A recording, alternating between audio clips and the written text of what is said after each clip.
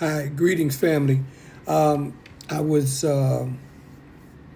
watching the Diddy trials, and I know a lot of us has been looking at the crazy stuff that's being talked about in the trials, and and it's like a lot of it remind me of like you know how power in the wrong hands can do a lot of damage to people, to a lot of innocent people.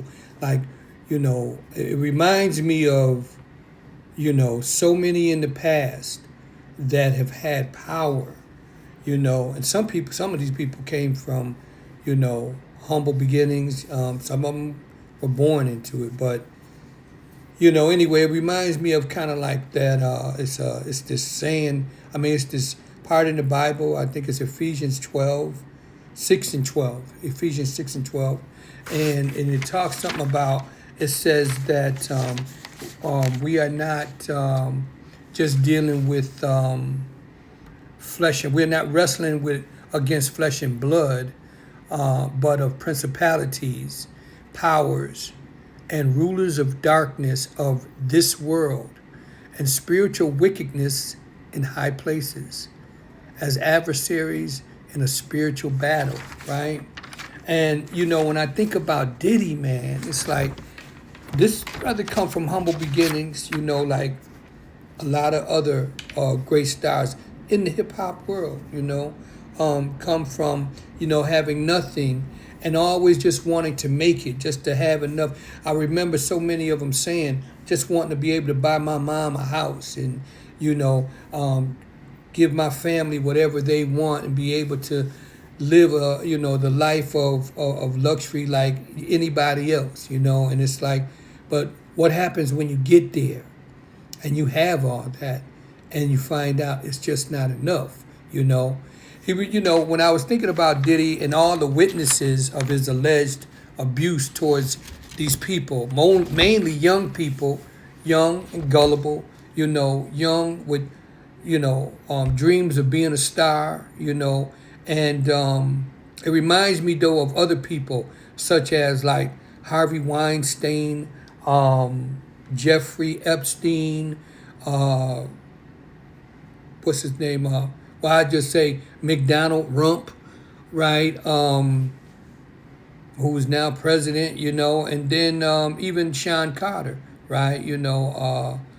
And it's like Harvey Weinstein. He was pretty much like the Dark Lord, And in the end, he was kind of like found out to be like the Dark Lord of Hollywood, young aspiring stars wanting to be, in the light, you know what I'm saying, and wanting to have fame and success, and but the thing about it, when you look at Harvey Weinstein, it's not hard to tell he had to use some kind of fuck messed up way of getting the girl, the cute girl, because he's not really a handsome guy. If you look at him, you've seen pictures, you know what I'm talking about. Jeffrey Epstein, he was like the dark lord of the mega billionaires and millionaires, as well as royalty, And what these people had in common is these parties, right? They give these lavish parties. And the people that want to be with the in crowd or with the who's who, they break their necks to be amongst the so-called successful, the rich, the beautiful people, and they do just about anything to be amongst these people. And that's the same thing that Diddy, Sean Combs, he took up the blueprint and giving these parties, and it's like at these parties, there's cameras in every way that you can imagine and places that you would never imagine, always filming. And I even believe like Trump, Rump, right?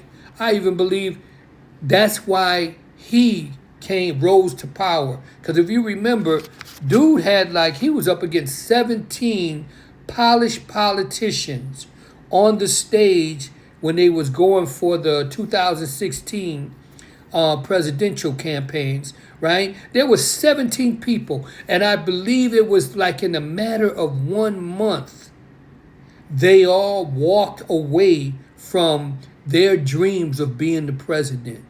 And I was wondering, what could it be that just make these people give up on their like lifelong goals, things that they've talked about with their families and friends.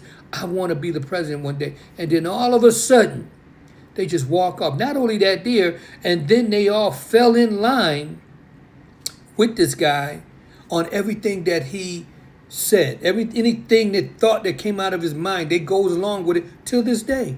And I believe it has something to do with power and these pictures and films that they take, but I want to just say, like, it's sad that the young people and we, all of us, we're living in a time of a heightened